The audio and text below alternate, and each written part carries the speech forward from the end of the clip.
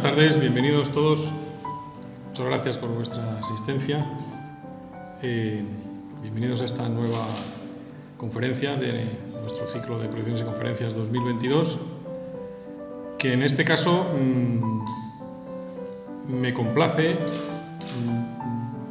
dar una novedad, y la novedad es que empezamos ahora un nuevo ciclo de actividades dentro del museo, haciéndonos eco de una proposición plenaria del Ayuntamiento de Gijón, que estaba de hecho ya en nuestro programa para el año y que bueno, simplemente el Pleno del Ayuntamiento ratificó, que es la de que nuestro museo es un museo del pasado para el presente y para el futuro. Es decir, nosotros somos un museo que somos de un medio de transporte, el ferrocarril, que es un medio que hace muchos años que está en Asturias, pero que sigue estando en nuestro presente y que va a tener un importantísimo papel en nuestro futuro. Y por lo tanto, todo lo que tenga que ver con el futuro del ferrocarril también compete a nuestro museo. Y por lo tanto, vamos a, ya digo, haciéndonos eco de ese programa que ya se diseñó en 2021 de trabajar para el futuro. El museo va a tener esta nueva rama de actividad, ¿no?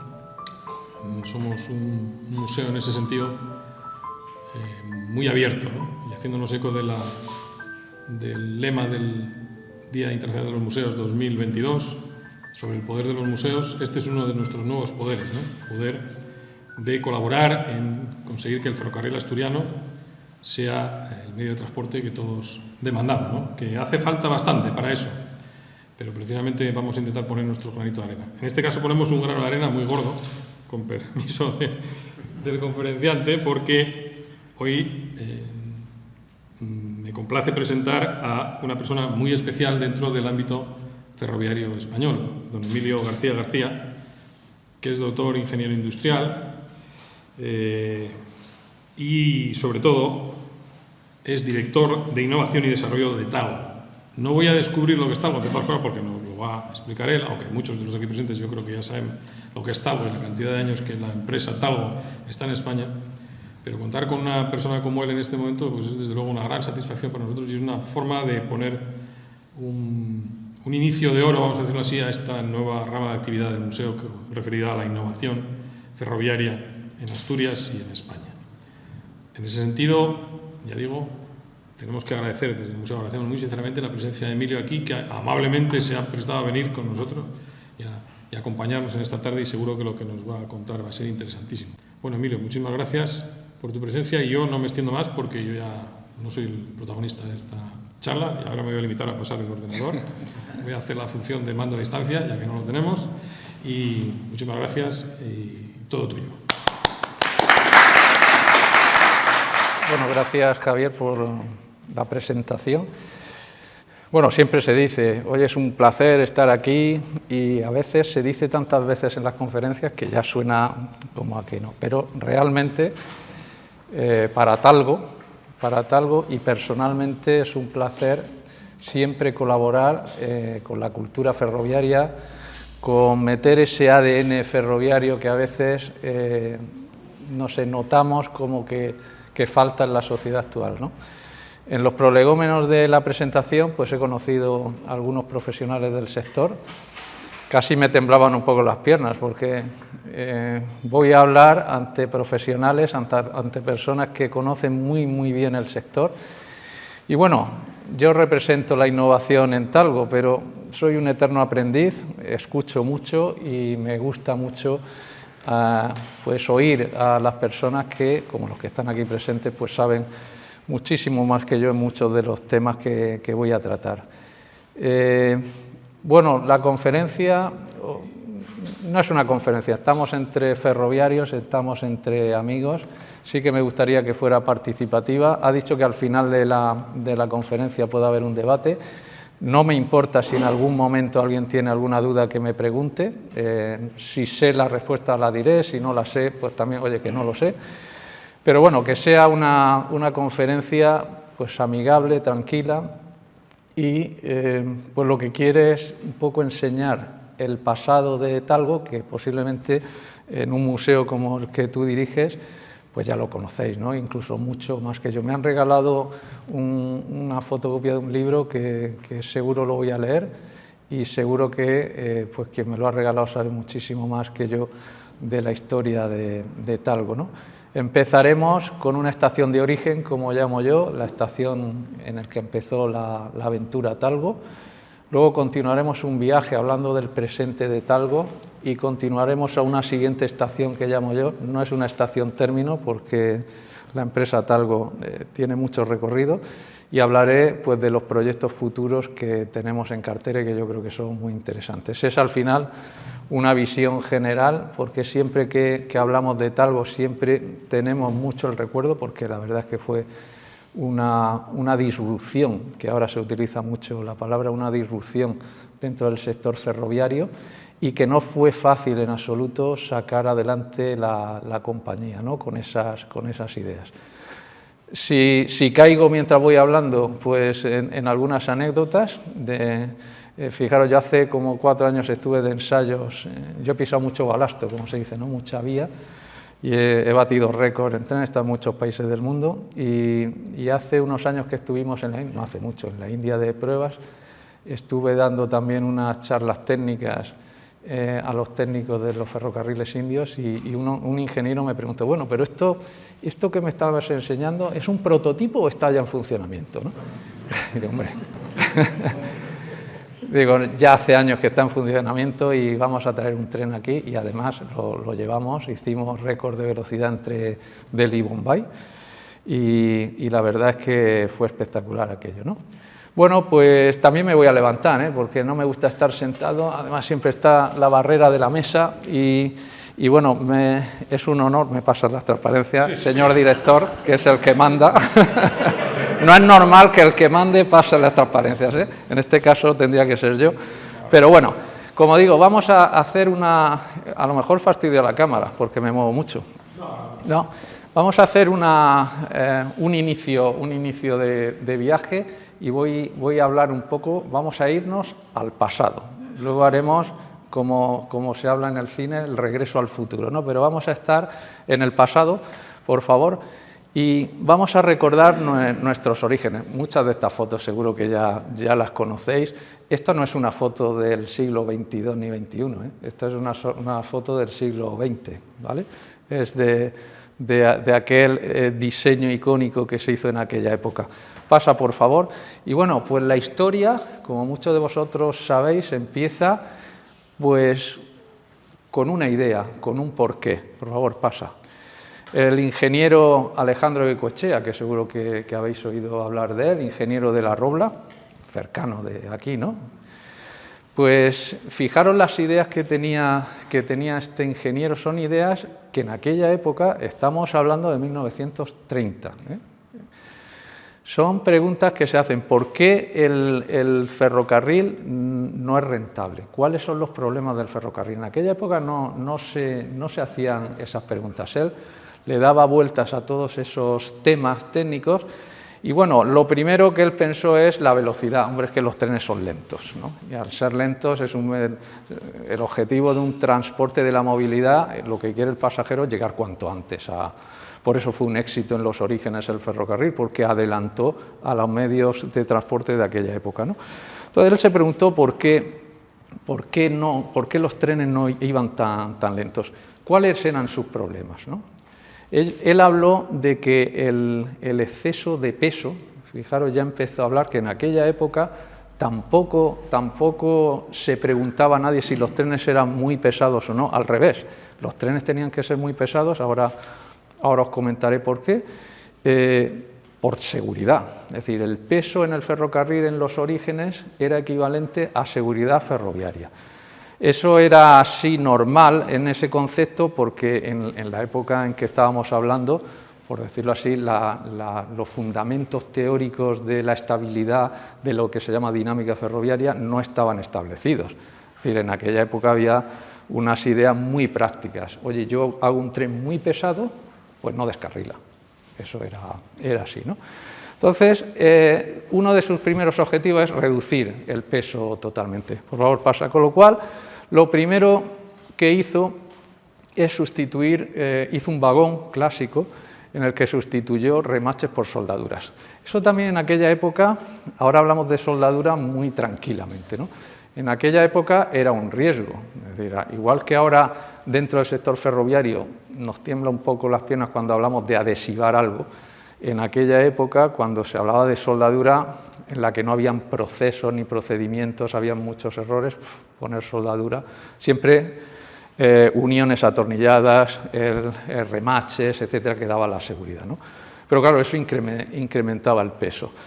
Pero bueno, él seguía dándole vueltas a que si el peso es un parámetro en el que da seguridad al tren, no podemos jugar con la seguridad de los viajeros. El transporte ferroviario, vosotros lo sabéis, ¿no? Es un transporte seguro. Y en aquella época hablar de que voy a hacer un tren ligero, es decir, oye, tú estás loco. ¿Cómo vas a hacer un tren ligero? Es que se va a salir de la vía, ¿no? Bueno, así que él siguió dándole vueltas. Hoy en día sí que tenemos un conocimiento mucho más profundo de cuáles son las causas de lo que causa el descarrilo de un tren. Entonces, el descarrilo de un tren no solo es causado, bueno, digo por la propia dinámica del tren, pues se puede causar un descarrilo porque la infraestructura esté mal o lo que sea. Pero el descarrilo de un tren no solo tiene que ver el peso propio del tren, sino que tiene que ver también cómo se comporta la rueda con respecto al carril lateralmente. Son dos parámetros que hay que combinar muy bien.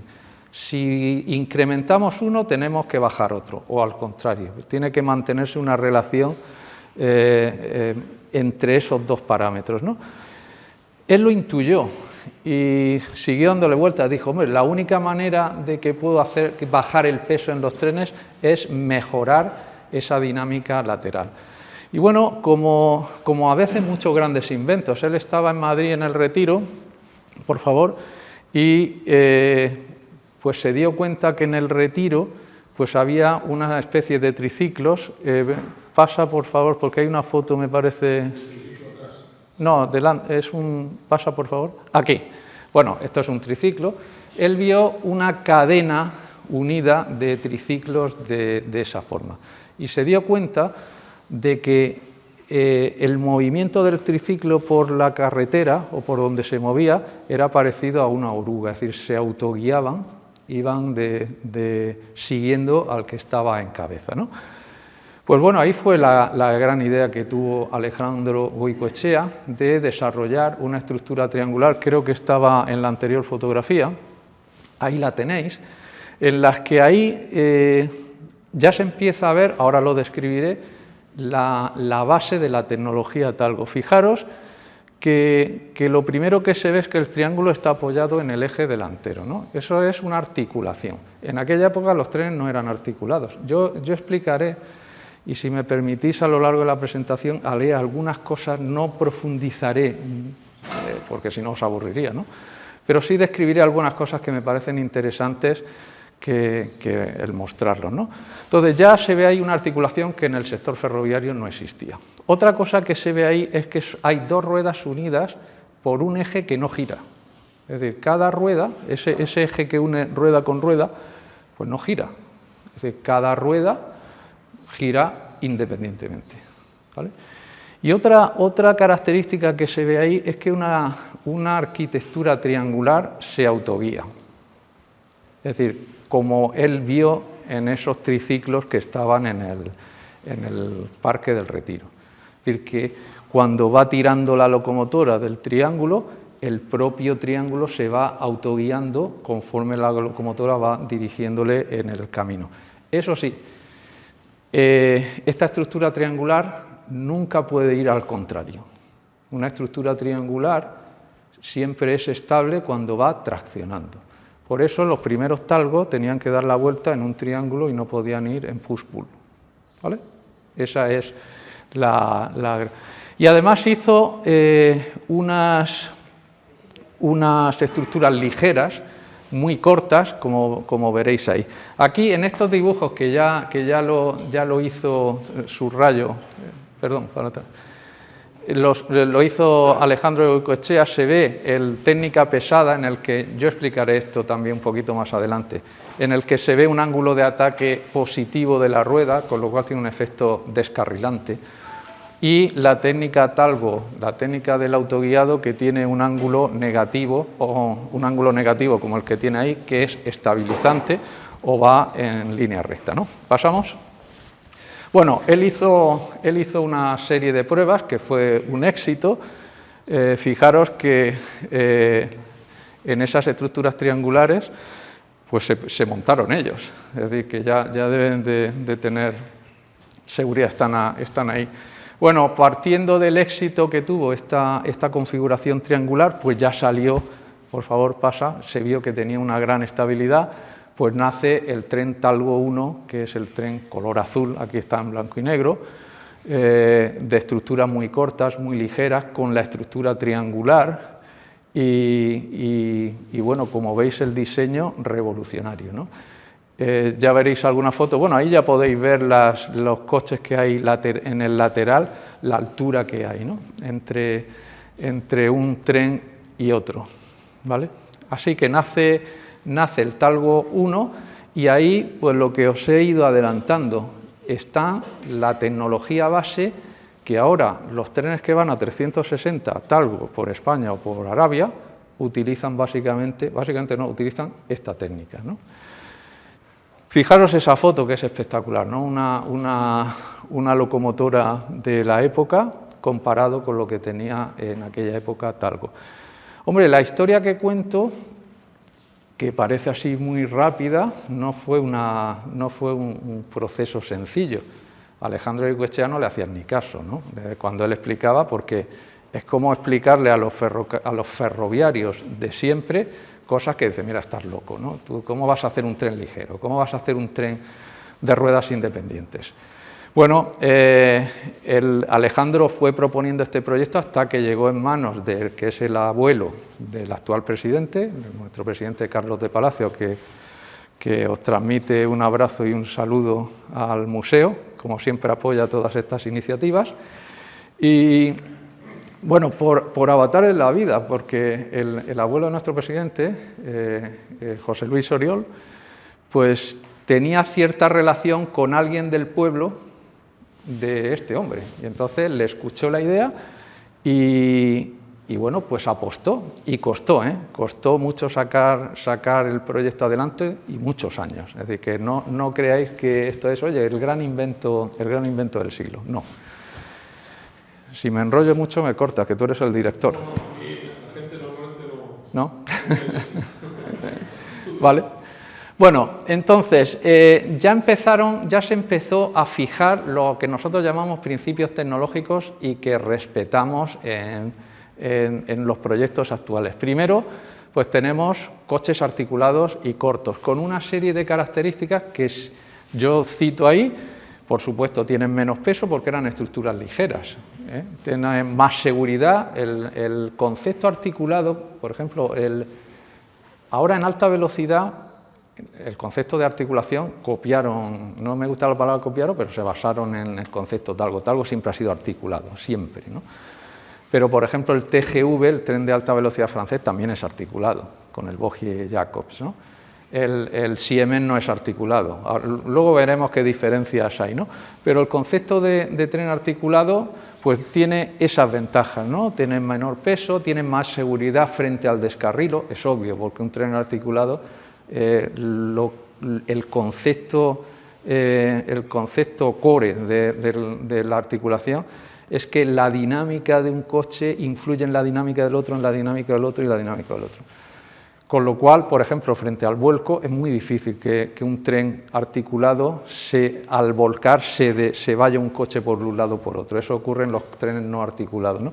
Es más seguro, los coches se pueden hacer más anchos, porque recordar el Talgo 3 como era de ancho, ¿no? Eso parecía un salón, ¿no? Con esas butacas, ¿no? Se hacían coches más anchos y, por supuesto, tenían menos peso, ¿no?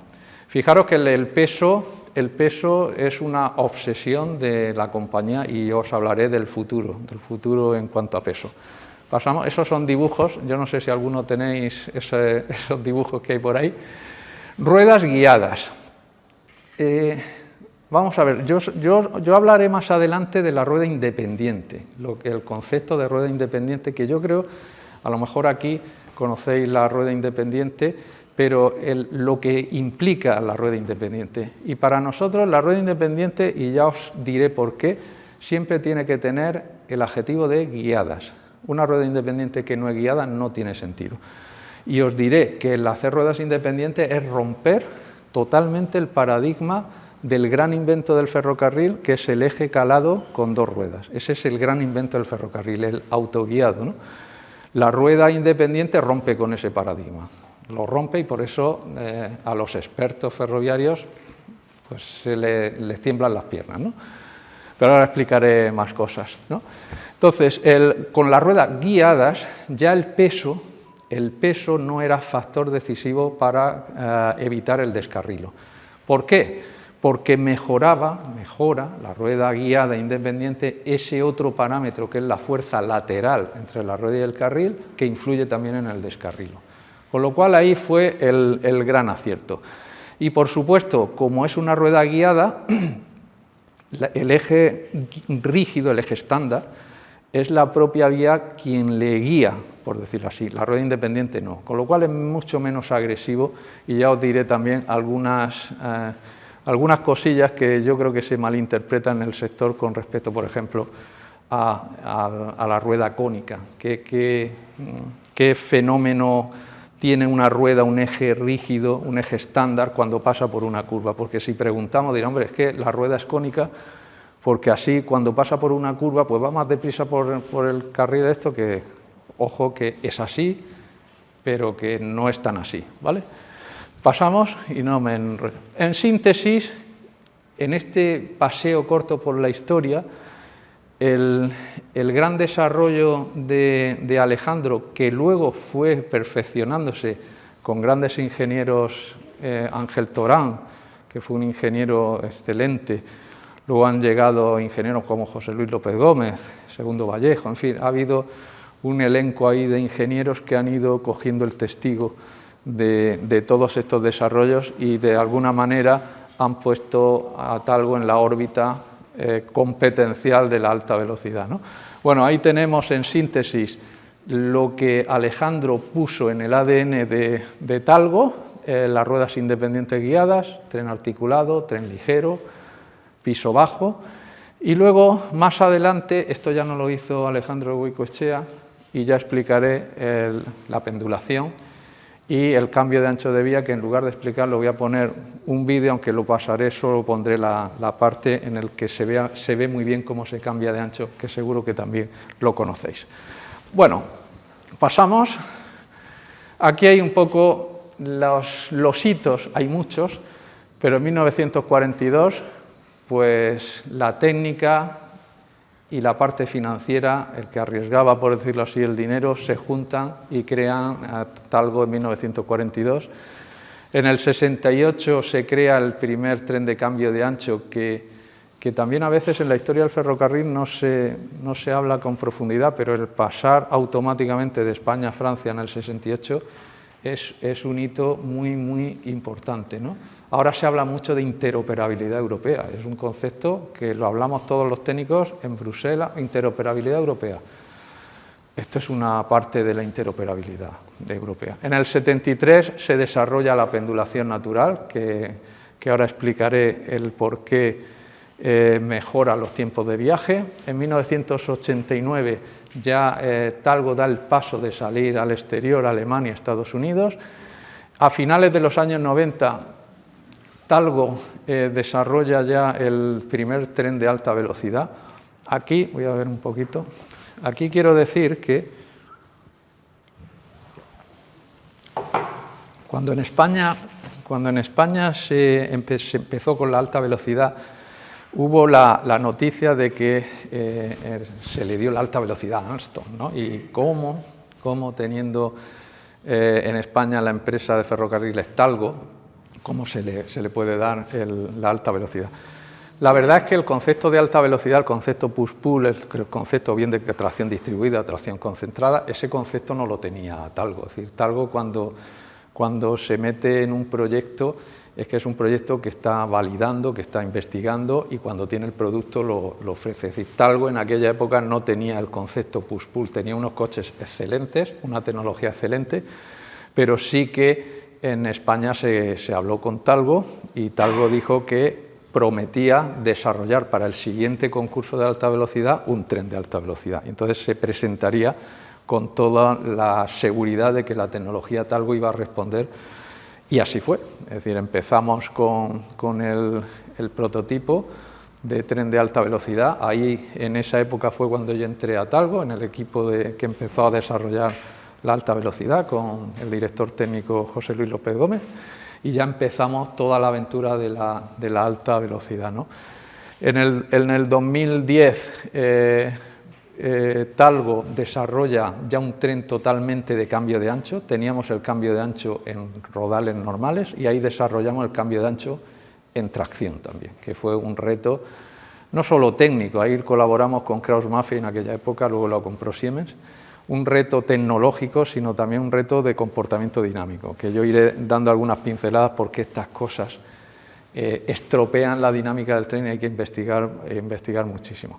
Y luego, por último, y ahora os lo presentaré, pues Talgo crea el tren de alta velocidad que ha comprado Renfe, en el que tiene una distribución de asientos 3+2 porque hemos hecho más ancha la caja. Y hemos hecho más ancha la caja por las características que tiene Talgo. Es el único tren en Europa con el Gálibo IC que tiene esa anchura de coche y podemos poner 3+2. Básicamente ninguno lo puede hacer, ¿eh? Solo lo hemos hecho nosotros. Alguien puede decir, oye, es que Japón, es que Rusia tiene 3+2. Sí, pero es que el Gálibo en Rusia y en Japón son mucho más anchos. Entonces ahí podemos... Si nosotros podíamos hacer el 3+3 en Rusia, porque como es más ancho, pues... Esto tiene implicaciones más allá de la anchura, sino el peso por eje. Sabéis, aquí hay un ferroviario, los ingenieros con mayúscula, uno de caminos, en el que el peso por eje es fundamental en la vía, ¿no? Con lo cual, el hacer 3+2, el meter más pasajeros en un solo piso implica que tenemos que trabajar muchísimo el peso. Adelante. Bueno, aquí tenéis un poco hasta ahora hablaré del presente, desde el Talgo 1, fijaros el Talgo 2, el Talgo 3, el famoso tren pendular, el Talgo 21. En este Talgo 21 fue un prototipo que ahora DIF tiene de tren auscultador, lo conoces, ¿no? Es un prototipo en el que ensayamos, aquí yo también participé en la dinámica, participamos el cambio de ancho en tracción. Ahí fue el origen de toda la innovación y el desarrollo del cambio de ancho. Era una locomotora diésel y además batimos el récord. Estuve en ese récord personal, 256 km/h de récord de locomotora diésel del mundo, ¿no? Eso era un poco pues para decir, porque la dinámica, el comportamiento del tren en vía de este tipo con cambio de ancho es complejo, ¿no? Y el batir récord a 256 km/h para nosotros fue un éxito total. Del Talgo 21 pasamos a los famosos patos, alta velocidad, que también batimos récord aquí en España, 363, no nos dejaron subir más. Luego ya hicimos una locomotora Trafka, que se llama, de cambio de ancho, que fue eléctrica, en el que incorporamos todo el desarrollo del cambio de ancho en tracción y lo aplicamos a una locomotora especial y que fue fruto ya de los Talgo 250 y 250 híbridos, que son trenes de cambio de ancho. Tiene 2 tensiones y además el híbrido, pues es diésel, puede decir que es un todoterreno. Tiene 2 anchos, tiene 2 tensiones, lógicamente, porque en cada ancho hay una tensión. Puede ir sin electrificar, en fin, puede moverse por cualquier parte. Por ejemplo, los trenes de Uzbekistán, todos son Talgo 250, sin cambio de ancho, evidentemente, pero son todos 250. En Kazajstán son coches con locomotoras de Alstom, me parece. Bueno, hasta aquí un poco el pasado. Siguiente estación, vámonos al presente. ¿Y qué estamos haciendo? ¿Qué estamos haciendo ahora? Primero, unos números, por favor, pasa, de lo que es Talgo en la actualidad. Primero, tecnológicamente, pues estamos, es lo que llamamos, somos un polo... Bienvenido. Te has perdido la historia, Lo siento. pero la conocerás. Seguro. Hola.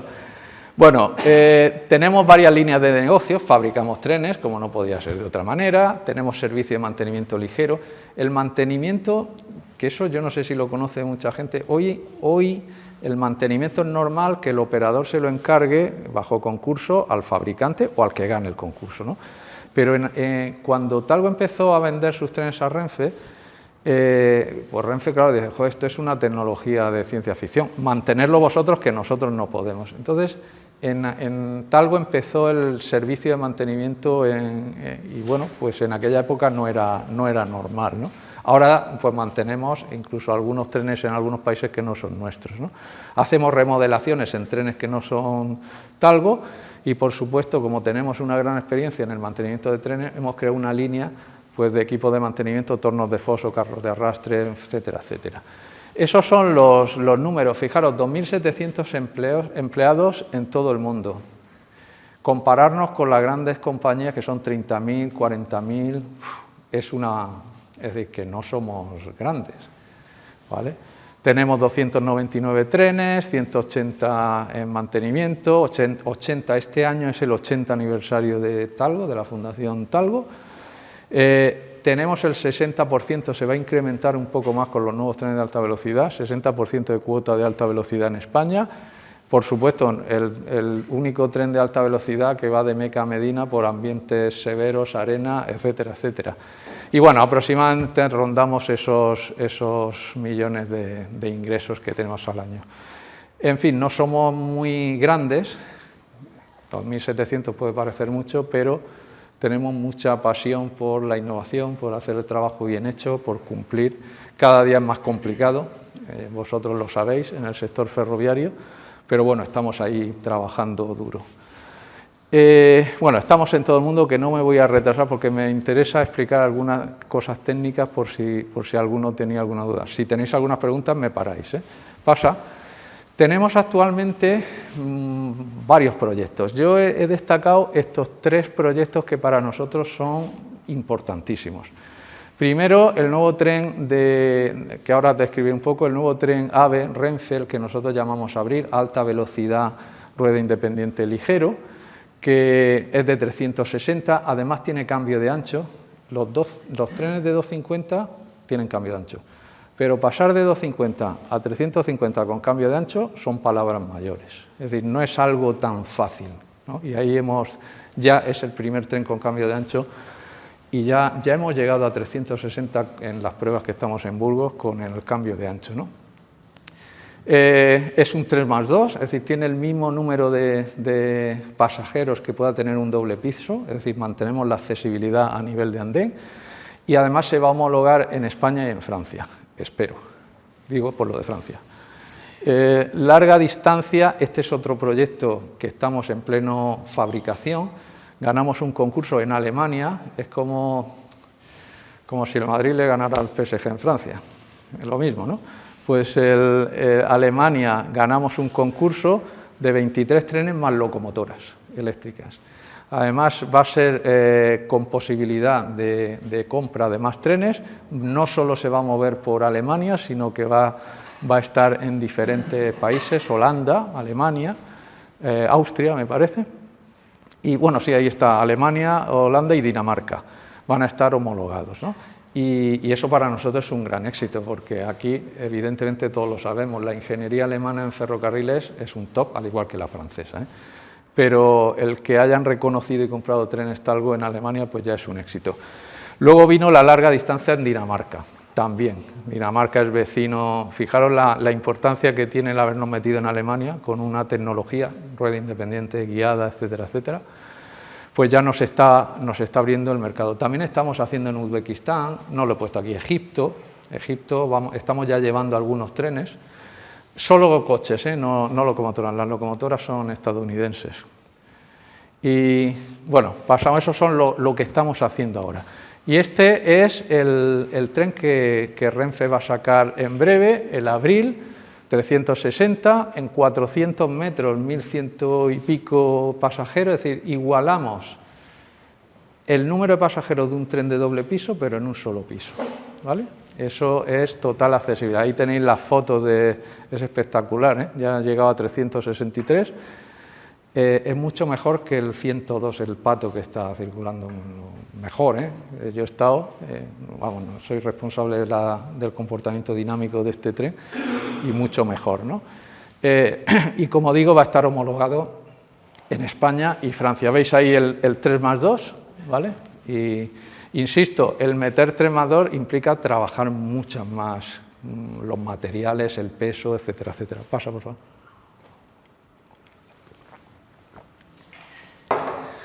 Ahí tenéis el por qué hemos podido meter 3+2. Y es, pues iba a decir sencillamente porque hemos puesto un 3200 de anchura de caja frente a los 2904 de anchura de trenes estándar.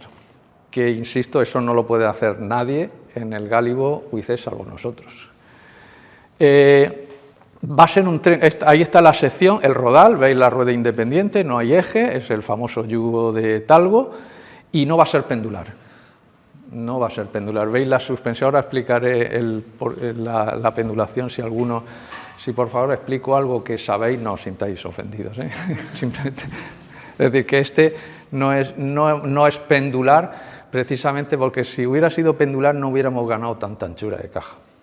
Entonces, ahí fue uno de los parámetros que hicimos. Pero bueno, ahí tenéis una sección de nuestra base en las Matas 2 en Madrid. ¿Vale? Pasa. Y bueno, antes de avanzar al futuro, yo le he llamado a esta parte aclarando algunas ideas. Y no me voy a meter en mucha profundidad, pero bueno, sería estar aquí mucho más tiempo, ¿no? Pero si en la aclaración de ideas alguno tiene alguna duda, pues que me pare y explico, ¿no? Ahí tenéis el tren dual, el tren de diésel eléctrico, ¿vale? Pasamos. Bueno, primera cuestión, ruedas independientes, eje clásico. Ese es el paradigma en el que muchos de los ferroviarios dicen, yo eso lo viví. Y os voy a decir una frase, no voy a decir quién lo dijo, pero me lo dijo a mí personalmente, que era el responsable de la certificación dinámica del tren de alta velocidad, del 102, me dijo que la tecnología Talgo nunca iba a ser una tecnología para trenes de alta velocidad. ¿Eh? La tecnología Talgo nunca iba a ser una tecnología para trenes de alta velocidad. ¿Vale? Bueno, tenemos más del 60% del mercado.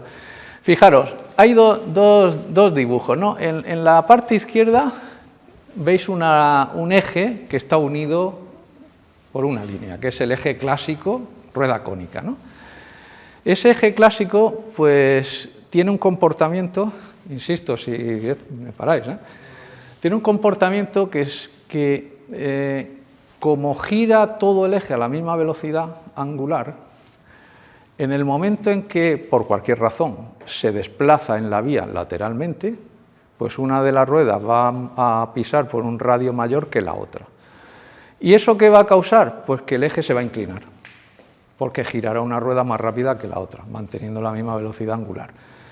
Con lo cual, este es el gran invento del ferrocarril. El movimiento de este eje va a ser como una senoide. Este movimiento es el movimiento que se llama de lazo. El movimiento de lazo es cualquier movimiento de giro respecto al eje vertical. Y el movimiento típico de un eje rígido y un bogie, por supuesto, es un movimiento senoidal en el que va una pestaña acercándose a un lado, ángulo de ataque que produce fuerzas grandes, y cuando la conicidad, que aquí es muy alta, genera unas fuerzas que mueve el eje hacia el otro lado, vuelve y se va autoguiando. Ese es el invento del ferrocarril. Pero aquí hay un problema, y es que hay un fenómeno que se llama inestabilidad de lazo. En el sector ferroviario dice, este bogie tiene lazo. El bogie siempre tiene lazo. Lo que nos referimos cuando se dice eso es inestabilidad de lazo. Es decir, llega un momento en que si vas subiendo de velocidad, el bogie se hace inestable y descarrila. Llega a descarrilar si insistimos en subir de velocidad. Ese es un problema. A esa velocidad tope en el que un bogie no puede pasar se llama velocidad crítica. Y eso es una velocidad de diseño, evidentemente tiene que ser muy superior a la... Si mi tren es de 330, la velocidad crítica tiene que estar muy por encima de esa velocidad porque puedo tener un problema. Pero aparte de ese fenómeno de inestabilidad que es intrínsecamente por el concepto de eje rígido, pues aquí se producen fenómenos que para el mantenimiento de vía, para el desgaste de rueda, pues es un problema. Eje rígido. ¿Qué tiene Talgo? Lo tenéis ahí, veis que ya no tiene esa línea entre las dos ruedas, ¿vale? Si no tiene esas dos líneas, si no tiene esa línea entre las dos ruedas, quiere decir que cada rueda puede girar a la velocidad angular que quiera, puede girar como quiera, mientras que el eje rígido se le obliga a uno. ¿Qué quiere decir eso? Pues bueno, primero, que si se va el eje hacia el lado, pues se vuelve a centrar porque la rueda es cónica. Todavía no estoy hablando del guiado, ¿eh? Pero ¿qué pasa si la rueda, por cualquier razón, se nos inclina, como viene al lado? Pues que como no tiene un autoguiado, la rueda se puede quedar así. Por eso digo que la rueda independiente, el sistema de rueda independiente, nunca puede dejar de guiarse. El guiado que se produce aquí de forma natural, en la rueda independiente hay que hacerlo con algo externo, ¿vale? Goicoechea, ¿qué hizo? El triángulo. El propio triángulo guiaba las ruedas. Solo que el problema era que era unidireccional, había que darle la vuelta al tren, ¿no? Bueno, pues ya en el Talgo 3 se hizo un diseño de un guiado mucho más flexible, entre comillas, más flexible en el sentido que podía era bidireccional el tren. Pasamos. Y es el famoso guiado del tren Talgo. Es decir, el tren Talgo, como tiene ruedas independientes, tienen que ser guiadas. Es el único tren de alta velocidad con ruedas independientes. Hay trenes en servicio tranvías que no están guiadas en las ruedas, pero como va a baja velocidad, pues se comerán ruedas, pero no las guían. Bueno, pues ese mecanismo de guiado es un mecanismo que en mecánica se llama lemniscata y lo que hace es mantener siempre el eje tangente a la vía, siempre, porque mantiene, fijaros el dibujito en la parte derecha que simula en curva, el eje siempre va a estar en el centro, en la bisectriz de las dos cajas. Quiere decir que si está en la bisectriz de las dos cajas, siempre esta rueda independiente va a estar tangente al carril, no va a tener ángulo de ataque como un bogie. Con lo cual, si no tenemos ángulo de ataque, la fuerza lateral es muy baja. Y eso es... Entonces, el primer concepto que debéis de tener claro es que la rueda independiente siempre la debemos de llevar guiadas, siempre. Y eso, Talgo tiene ese mecanismo de guiado, está perfeccionado desde el Talgo 3, pues muchos los conocéis y es un mecanismo muy sencillo que no tiene. Lo hemos perfeccionado, el tren de alta velocidad que va a salir, aparte de llevar este sistema, tiene lo que llamamos nosotros un optimizador de guiado que hemos inventado para perfeccionar todavía más los ciertos errores que hay por elasticidades. Y va a ser pues, mejor, ¿no? Pasamos. La curva famosa, que es que cuando a veces oigo decir que hombre, la rueda es cónica porque cuando estamos en curva, la rueda de fuera, pues como van en un radio mayor, no sé qué, ¿no? Eso es cierto, pero es cierto solo en una condición de curva, y es esa que tenéis ahí. Si la diferencia de los radios entre las ruedas coincide exactamente con la diferencia de longitud de los carriles, la inscripción es exacta. Si no hay deslizamiento, y cuando hay deslizamiento hay desgaste, y además el eje intenta sobregirarse. Es decir, que la inscripción de un eje rígido en curva no es perfecta, solo es perfecta en curvas de bastante radio, pero en curvas de radio pequeño las ruedas deslizan y se comen el carril. Aparece el carril corrugado con sus huellecitas en las curvas de fuera. Todo eso es debido a que el eje no se inscribe bien. Un eje de ruedas independientes, como cada rueda gira a la velocidad que le pide, pues se inscribirá, y además con el sistema de guiado, por supuesto que está siempre la rueda. Con lo cual, a partir de esta charla, no vayáis a decir que el eje rígido se inscribe perfectamente, que no es así. Solo se inscribe perfectamente el eje Talgo. esa velocidad crítica que he dicho que es la de inestabilidad, que el tren pues es una barrera, no puede pasar porque descarrila, ¿no? Uno de los parámetros de lo que depende es la conicidad. Entonces, cuanto más conicidad sea la rueda, la velocidad crítica baja y entonces puede descarrilar antes. Con lo cual, los trenes de alta velocidad tienen conicidades bajas de rueda. Pero el talgo, como es rueda independiente, nosotros le solemos dar más conicidad, que ahí tuvimos muchas reuniones con Bruselas, porque la norma europea de certificación dinámica, en los trenes de alta velocidad pedían conicidades bajas. Y al ver el tren talgo y una conicidad alta, no nos certificaban el tren. Entonces tuve yo que hacer estudios, ensayos, para decir, oye, que la rueda independiente, al revés, cuanto más cónica genera un centrado de vía y no hay, es que no tenemos inestabilidad, talgo no tiene velocidad crítica. Es decir, podemos subir a 500 si pudiéramos, 600, de hecho subimos a 500 en un banco de ensayo. No tiene velocidad crítica porque es rueda independiente. La velocidad crítica solo sale en eje rígido, ¿vale? No tenemos esa barrera y eso es una ventaja. El tren articulado, invento de talgo, versus no tren articulado. Tenéis abajo el tren no articulado. Una imagen vale más que 1000 palabras. Tenemos coches unidos por un acoplamiento que trabaja más o menos tracción-compresión, apoyado pues, en ejes, ¿no? En 4 ejes. Cada coche tiene 4 ejes. Fijaros, el tren talgo es tren articulado, la articulación está entre coches, solo tiene un eje. Fijaros que todo tiene su relación, ¿no? Es decir, si yo tengo aquí 17 toneladas, 17, 17, 17, que es el máximo, pues yo puedo meter aquí más peso. Nosotros tenemos que tener en ese eje 17 toneladas. Es decir, nuestro peso tenemos que repartirlo en menos ejes, ¿vale? Es decir, que eso es un hándicap. Nuestros trenes de alta velocidad, en 200 metros de tren, que es lo estándar en Europa, nuestro tren pesa 340 toneladas. Y un tren no articulado, no articulado no, el articulado de nuestro también, suelen pesar 400 y algo, 100 toneladas más. Y fijaros lo que trabajamos nosotros, el peso, 100 toneladas, que son muchas toneladas, en 200 metros. Entonces, tenéis ahí pues, una sección de un tren talgo con la suspensión pendular, la tenéis arriba, ahora explicaré lo que es. Bueno, seguro que lo sabéis, la suspensión de aire, y veis cómo nuestro concepto de tren sigue manteniendo el concepto triangular de Goicoechea.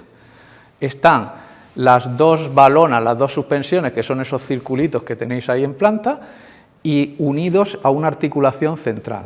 Es decir, seguimos teniendo el tren configuración triangular. Esto, como sigo diciendo, tiene sus connotaciones. Fijaros que este bogie está apoyado en 4 puntos, ¿verdad? Una rueda, la otra y la otra. Sabéis que un plano lo define en 3 puntos. Una mesa cojea una pata porque está apoyada en 4 puntos. Por eso cojea una, tenemos que ponerle un calzo, ¿no?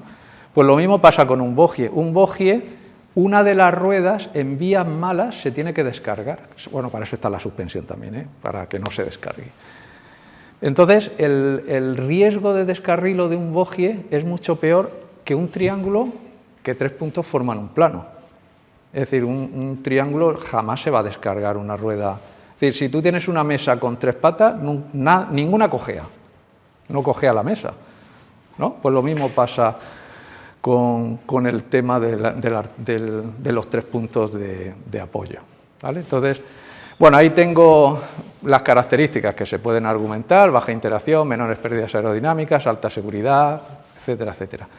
¿Vale? Claro, el concepto, fijaros, la responsabilidad dinámica la tiene en su conjunto toda la composición. Este coche se mueve independientemente en todos los grados de libertad a este, ¿no? Sin embargo, los trenes articulados no.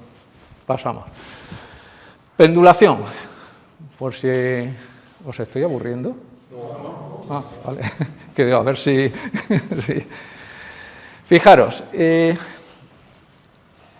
tren no pendular, mano izquierda, tren pendulación natural, mano derecha. Tren de pendulación activa, abajo.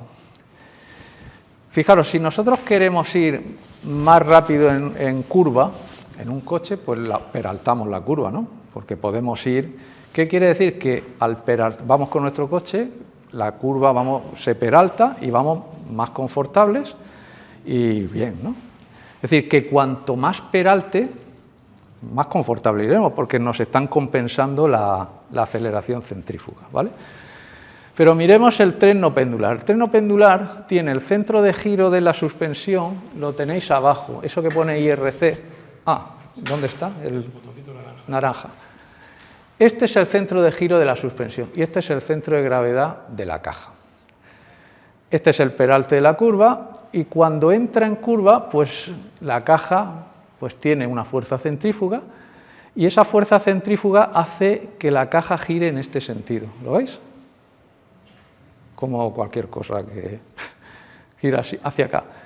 Entonces, ¿qué pasa? Que el pasajero, que es esta flechita, nota más aceleración que la que va por curva, lateralmente. ¿Por qué? Porque al inclinarse la caja en este sentido, resta peralte. Es como si el pasajero notara menos peralte que lo que hay en vía. Entonces, joder, ¿para qué hago un peralte? Fijaros que esta altura, al inclinarse hacia abajo, esto se come peralte. ¿Entendido? El pasajero sufre más aceleración. ¿Qué pasa en un tren talgo pendular? Que fijaros que la suspensión la tenemos aquí y el centro, se llama instantánea de rotación, centro de giro de la suspensión está aquí. Y aquí el centro de gravedad, por eso se llama pendular. Un péndulo es algo que está colgado de un punto, su masa está abajo y gira, ¿no? Por eso es un péndulo, ¿no?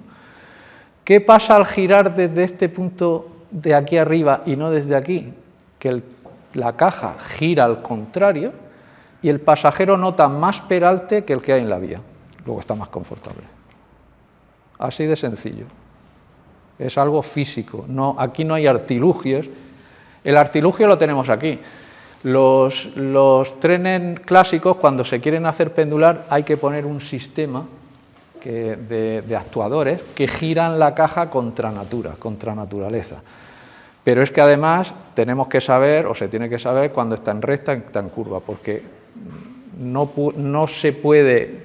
puede pasar esto en recta. En recta no puede una caja por fallo girar y descargarse una rueda que se sale. Se descarga la rueda y la hemos fastidiado. Luego es mucho más complejo, ¿no? Mucho más pesado, controles, etc. Entonces, lo que es la pendulación es tan sencillo como subir el tren. ¿Qué pasa cuando el pasajero le mejoramos el confort? Pues que como si este va a 1 metro segundo cuadrado de aceleración en caja, cuando va a la velocidad, que es más o menos la aceleración que el pasajero se siente confortable, si yo voy aquí a la misma velocidad que el pasajero aquí notará 0,8, por ejemplo.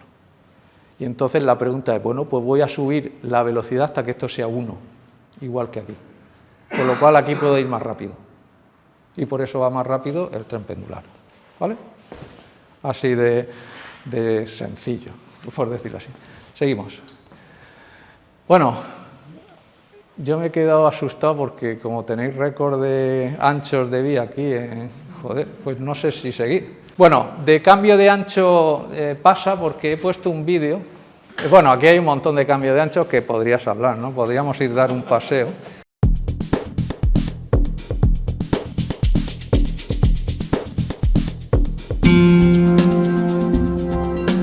Talgo se ha convertido en un referente indiscutible del sector ferroviario mundial gracias a su afán pionero e innovador a la hora de afrontar desafíos como el de los diferentes anchos de vías. A finales del siglo XIX, los diferentes estados y naciones comenzaron a realizar las instalaciones de su trazado ferroviario sin acordar una distancia estándar entre raíles. Es por eso que en la actualidad encontramos varios anchos de vía, entre los que se encuentran ancho ibérico, ancho estándar internacional y ancho ruso. Al llegar el tren a la frontera, los pasajeros tenían que transbordar de un tren de un ancho de vía a otro. Del mismo modo, la carga se traslada con la consiguiente pérdida de tiempo, esfuerzo y dinero. Con la idea de solventar este problema, en 1966, la Unión Internacional de Ferrocarriles convocó un concurso de ideas con la condición de que las propuestas se hicieran sobre ejes con ruedas caladas, por considerarse que eran los proyectos normales de trenes. Talgo se presentó fuera de concurso con su sistema de cambio de ancho denominado de ruedas desplazables, RD, basado precisamente en la variación de esta distancia sin ningún tipo de riesgo de descarrilado. Talgo recibió una mención especial por su innovador proyecto.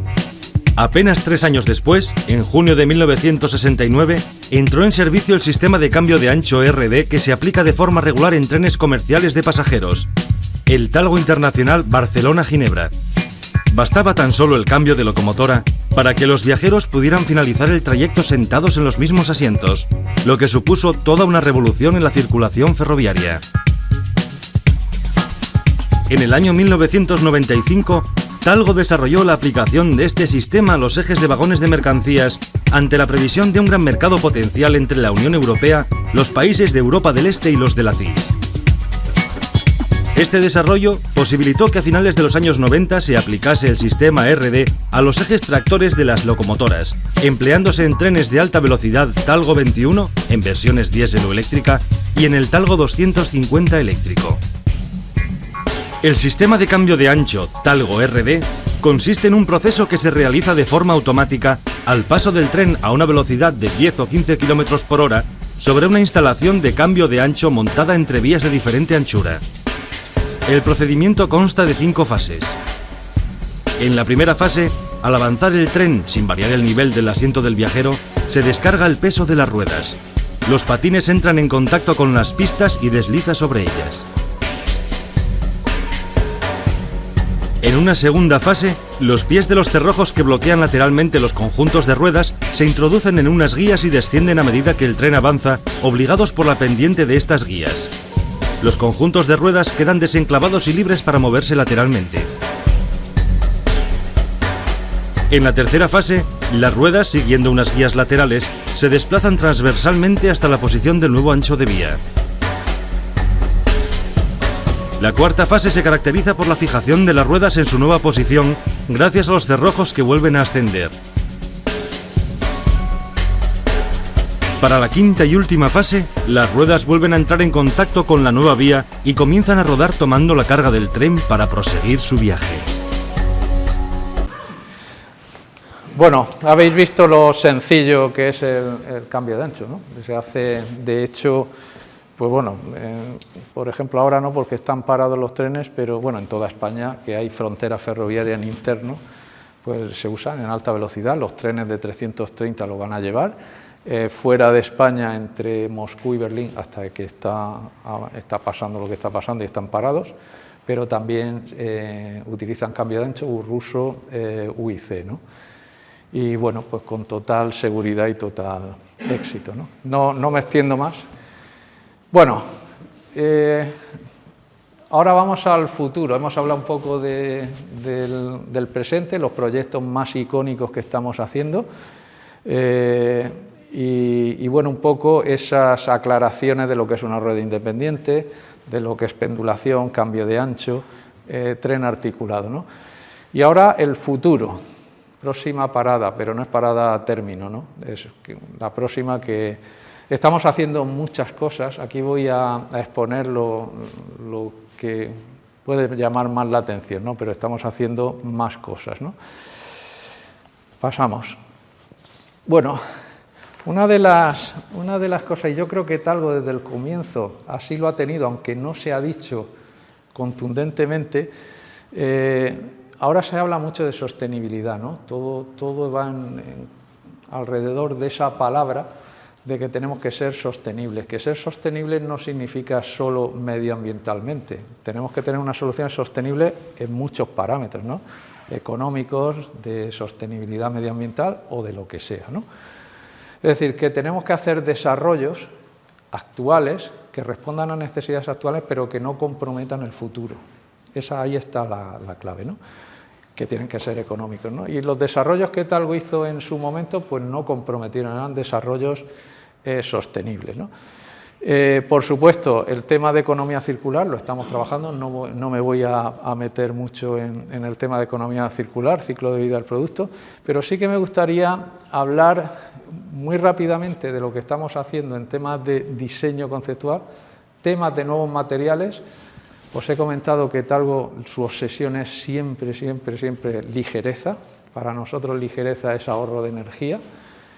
Y luego lo de nuevas fuentes de energía limpio. Y otro capítulo más que hablaré de experiencia de pasajero. Muy rápidamente, pues trabajamos mucho, los diseños siempre se pueden optimizar. Es decir, ahora tenemos unas herramientas muy potentes en el que diseños que tenemos hechos hace muchos años, pues se pueden, de alguna manera, manteniendo los mismos requisitos, pues hacerlo de unas maneras más ligeras. Además, utilizando pues fabricaciones muy novedosas dentro de la fabricación 4.0, fabricación aditiva que todavía tenemos que trabajar mucho, ¿no? Pero que de alguna manera vamos a hacer, y por eso lo estamos haciendo, diseños mucho más ligeros con los mismos requisitos. Trabajamos mucho, habéis visto que somos 2000 y pico personas en Talgo, ¿no? Es decir, trabajamos mucho con universidades y centros, eso es histórico en Talgo, trabajar con universidades, centros de investigación. Hicimos ya para este tren de alta velocidad el Abril, trabajamos con el ICAI en un programa que ya está implantado en los trenes que van a salir de conducción eficiente, se llama Regato, ¿no? Sabéis mucho que el sistema TCMS pues lo que hace es optimizar los tiempos, aquí hay maquinistas, ¿no? Optimizar los tiempos de viaje, ¿no? Pero estos programas no solo van a optimizar el tiempo de viaje, sino también la eficiencia energética. Es decir, van a combinar más parámetros para que el tren llegue a tiempo, pero que también sea eficiente, es decir, que ahorre energía. Y eso lo hacemos a través... Y estamos ahora en una segunda fase. Temas de conceptos aerodinámicos. Habéis visto que ha cambiado el morro en el último tren de alta velocidad respecto al Pato. Estamos perfeccionando mucho la aerodinámica. Sabéis que la fuerza aerodinámica varía con el cuadrado de la velocidad, no otras fuerzas, la resistencia aerodinámica, ¿no? Con lo cual tenemos que trabajar muchísimo si queremos ir a altas velocidades, pues no solo el morro, tenemos que trabajar los pasos entre coches, tenemos que trabajar los carenados, tenemos que trabajar los pantógrafos, tenemos que trabajar un montón de cosas que lo estamos haciendo, porque, por ejemplo, en el último concurso del Reino Unido, y en otros, en el diseño del tren te exigen que tú digas la energía que vas a gastar cuando el tren esté en la vía. Y si te equivocas, pagarás por la equivocación. Y eso pasa también con el ruido, con la acústica. Es decir, si tú dices que tu tren va a tener un ruido exterior de 90 decibelios A y resulta que son 93, pues por cada decibelio pagarás X millones. Es decir, que todos estos estudios son claves para ser competitivos en el mercado. No solo tenemos que ser muy intuitivos con la experiencia que nos da los 80 años que tenemos de experiencia, sino que tenemos que tener mucho talento, mucho conocimiento y mucha gente capaz de analizar todas estas cosas. Entonces tenemos que optimizar mucho los diseños y eso es una línea de trabajo profunda que estamos haciendo en Talgo. Por favor. Nuevos materiales. Esto sí que voy a no extenderme mucho, pero fijaros un poco el paralelismo.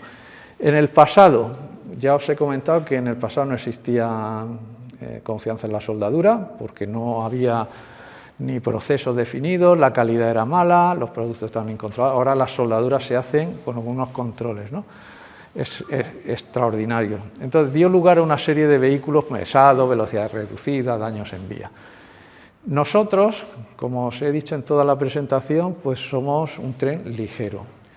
¿Y por qué alguien puede preguntar, joder, si ya sois ligeros, ¿por qué os metéis en este jardín de hacerlo más ligero, ¿no?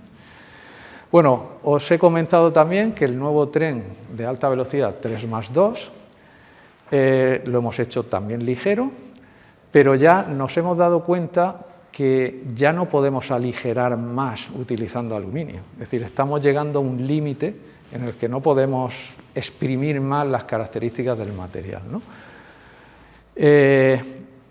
Por otro lado, como os he comentado en la oferta del Reino Unido, pues también, y aquí en España llegará tarde o temprano, se tendrá que pagar por canon, es decir, por lo que tú dañas la vía.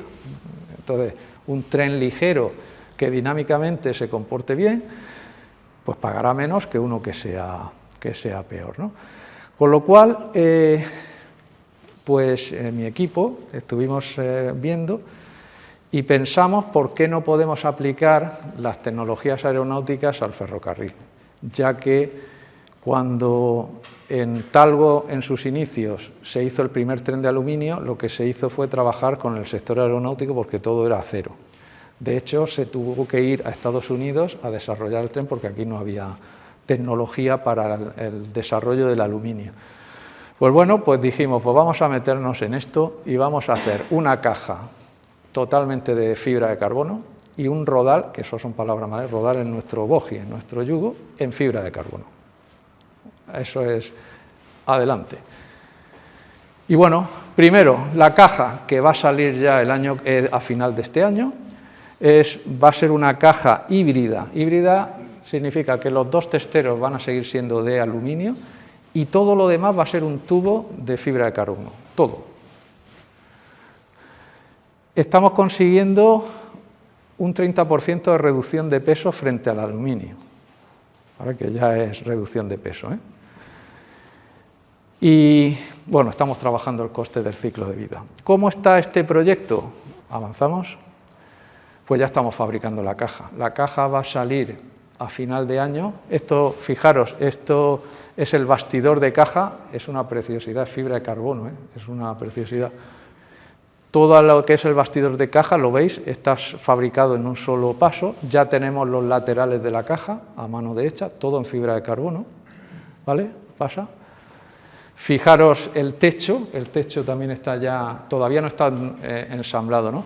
Y lo que tenéis a mano derecha es la viga de carga que tiene la estructura, donde pasa toda la carga longitudinal en las estructuras. Ya están fabricados, como veis, y bueno, lo vamos a ensamblar y estamos ya preparando el banco de ensayos de estructuras y luego vamos a meter en la caja en nuestro prototipo Abril. Vamos a ensayarla, ¿no? en real, ¿no? Con una reducción de peso del 30%, que como digo, esto es un proyecto pues, muy retador y muy bonito, todo en fibra de carbono y no hay nadie.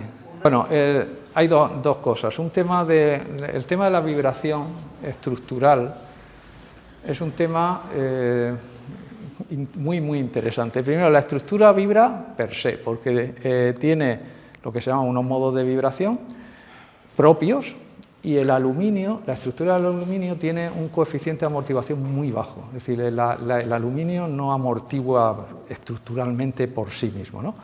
Eso es lo primero. Lo segundo, al pasar los años y no tener un buen mantenimiento, pues si tienes juegos o tienes desgastes, eso excita la caja. Se mueve, excita, produce impacto y la caja, como tiene sus vibraciones naturales, pues empezará a vibrar. Entonces, cuando tú vas en los Civias, lo que oyes es una mezcla de todo. Primero, las vibraciones de los juegos que hay por mal mantenimiento y luego las vibraciones propias de los equipos que vibran la caja. Y, pues como por ejemplo, un ejemplo muy sencillo, cuando tú vas en el coche y tienes un desequilibrio de rueda, el volante empieza a vibrar, ¿no? Dices, joder, no, es que tienes mal mantenimiento, el giro de rueda te cita el modo del volante y tú lo notas, ¿no? El material compuesto tiene un nivel de amortiguación estructural muchísimo mayor que el aluminio, es decir, absorbe. Amortiguación estructural significa que va a absorber, va a disipar más energía que el aluminio.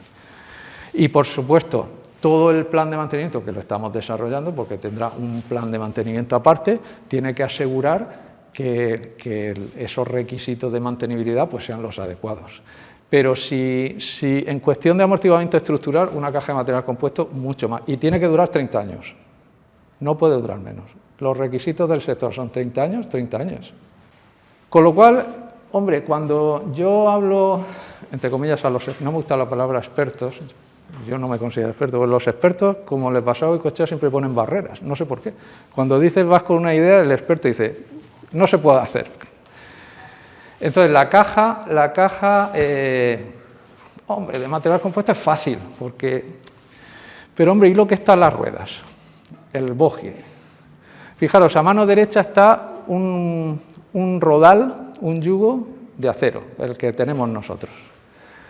Y el otro es el primer, ya llevamos 3 prototipos. El primer prototipo totalmente en fibra de carbono, lo que tenéis arriba es titanio, el metal, totalmente en fibra de carbono, el mismo rodal. Este es el primer prototipo, hemos hecho 2, vamos a hacer 4.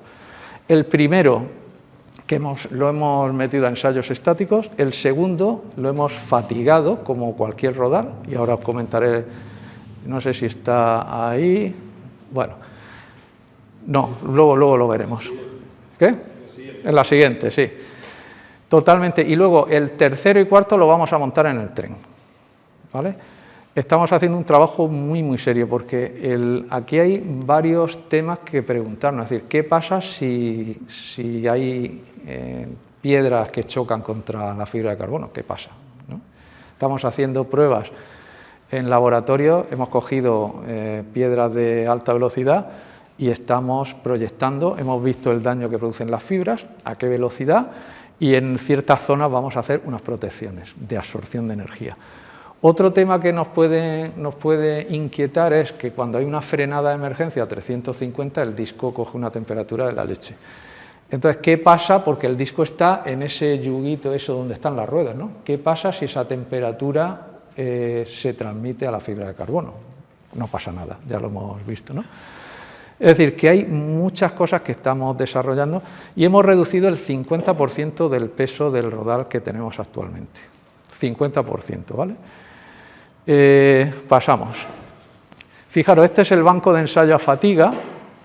Normalmente la norma de ensayo a fatiga de bogies y rodales dice que hay que fatigarlos hasta 8 millones de ciclos. A partir de 8 millones de ciclos puede haber un daño, pues que si no es grave, pues puedes seguir, ¿no?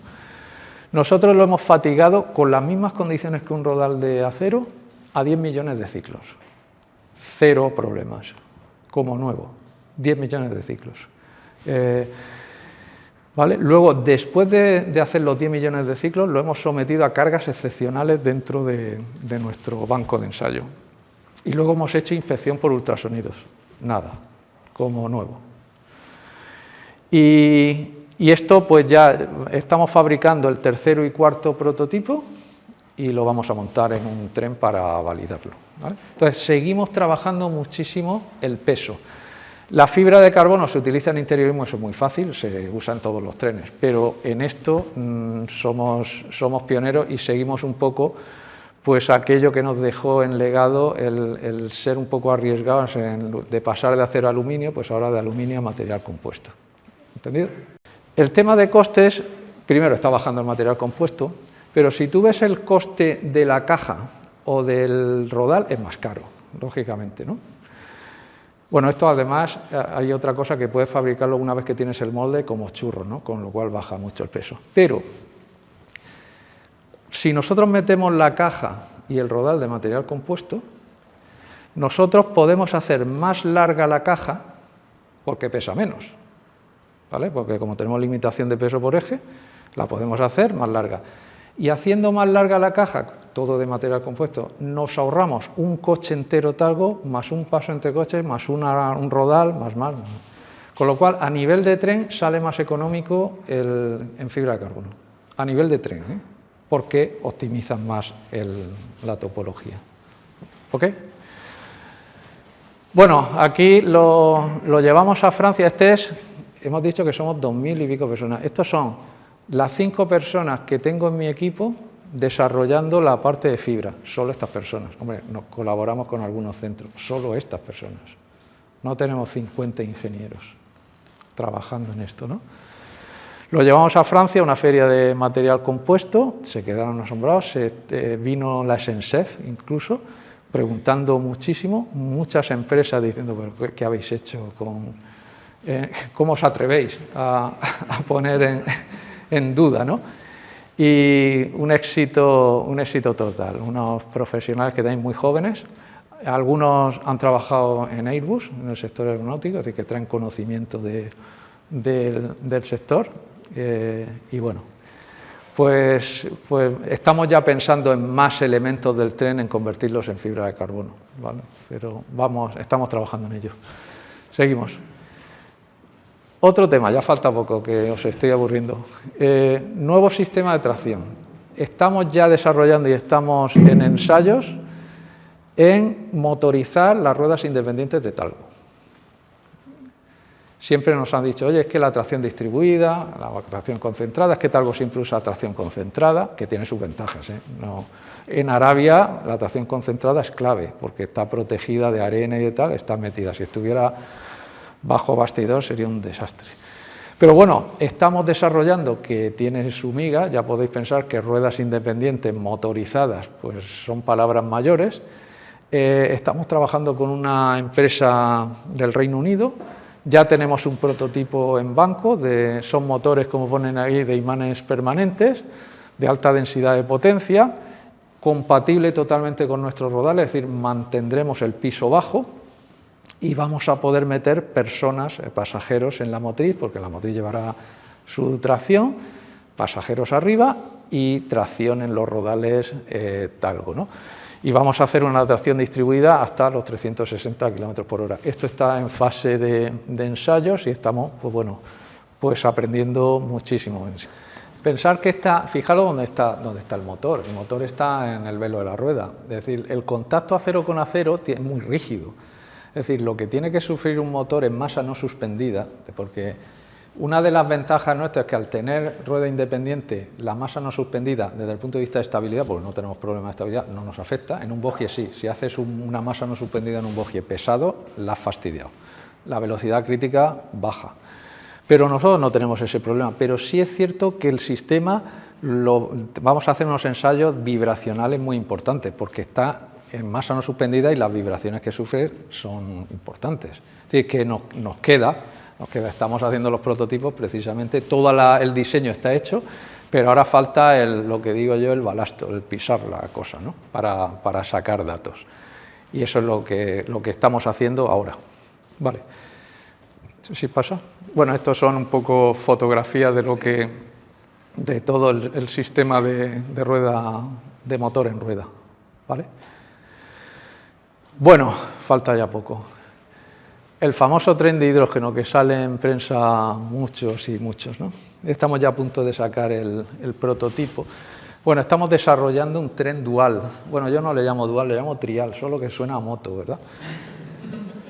Porque puede ir con baterías, puede ir con hidrógeno y puede ir en eléctrico, los tres modos, ¿no?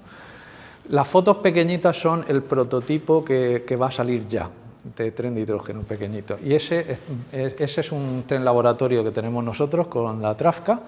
Ahora os explicaré cómo hemos solucionado el tema de la dualidad.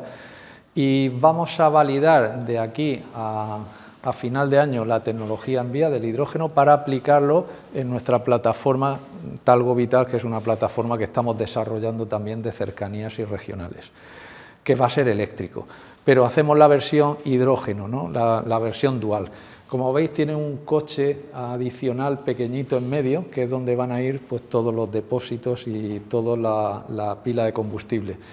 Con la idea de que si tú tienes un tren regional eléctrico y lo quieres convertir en dual, pues simplemente lo separas y metes ese coche y ya cambian los controles que necesitas, ¿no?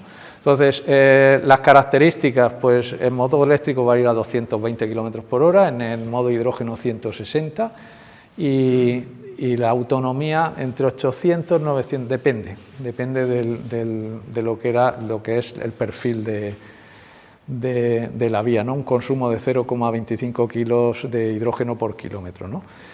Y bueno, pues lo vamos a probar ya, toda la tecnología de hidrógeno. Pásalo.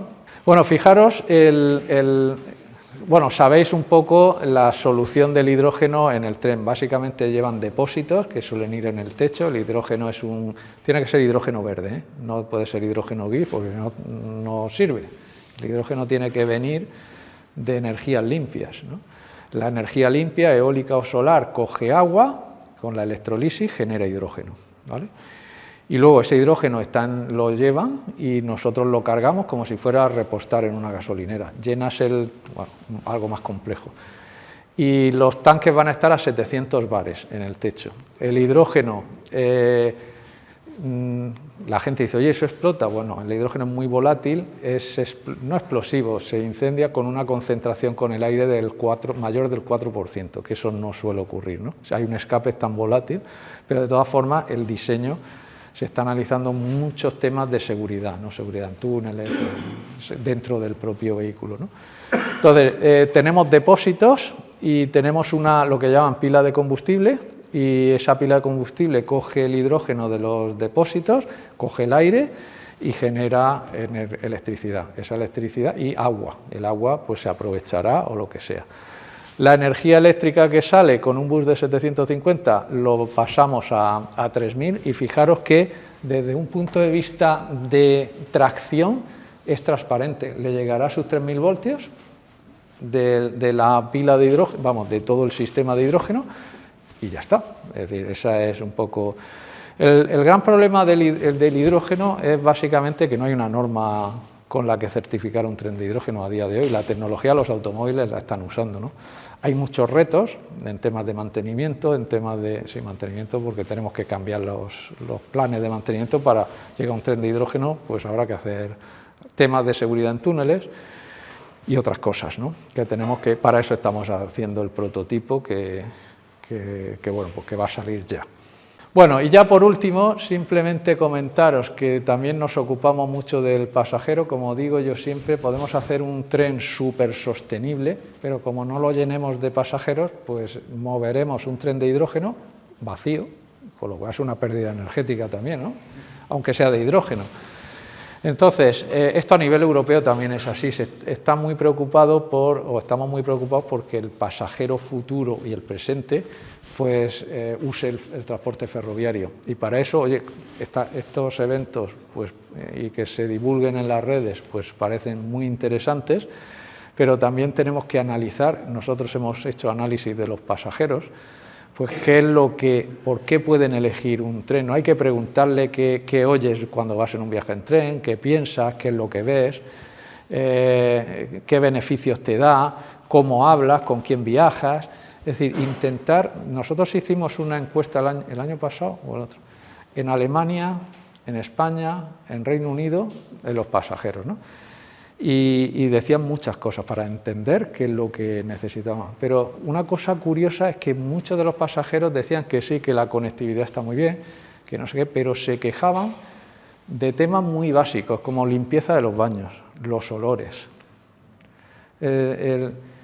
Dice, joder, pues yo pensaba que iban a decir la digitalización, necesito más conectividad, también lo decían, pero muchísimos respondían de que todavía el tren necesita mejorar desde el punto de vista del pasajero de temas algo básicos y que tenemos que cuidar si tenemos que atraer al pasajero en el tren.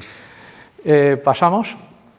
Bueno, esto es un poco toda la anticipación, y os explico muy rápidamente, porque ya es tarde, 3 proyectos para mejorar la experiencia de caja. Estamos a punto de probar un proyecto que le llamamos elevador de caja, que lo que queremos es elevar la caja 25 centímetros o lo que queramos en ese margen, en los sitios, lugares donde haya diferentes alturas de estación en una línea.